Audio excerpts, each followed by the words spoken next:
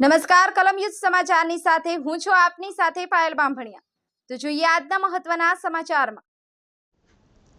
સુરત શહેરમાં વધુ એક બોગસ ડોક્ટર ઝડપાયું। કાપોદ્રા પોલીસે બોગસ ડોક્ટરની કરી ધરપકડ। કાપોદ્રાના વલ્લભનગરમાં ક્લિનિક ચલાવતો હતો બોગસ ડોક્ટર AK નામનો બોગસ ડોક્ટરની કરી પોલીસે ધરપકડ। આ બોગસ ડોક્ટર વર્ષ 2008માં ધરપકડ થઈ હતી। કાપોદ્રા પોલીસે ક્લિનિક પર લઈ જઈ ડોક્ટરનો વરઘોડો કાઢ્યો। સુરત આરોગ્ય વિભાગની સૌથી મોટી બેદરકારી સુરતમાં જોવા મળી રહી છે। પાંડેસરા બાદ હવે કાપોદ્રા પોલીસે બોગસ ડોક્ટરની ધરપકડ કરી। આરોપી અખિલેશ સિંઘ, જે કાપોદ્રાના વલ્લભનગર ખાતે કિરણ ક્લિનિક ચલાવતો હતો, તેની પાસે ડોક્ટરની કોઈ પણ પ્રકારની MBBS સર્ટિફિકેટ પણ નથી।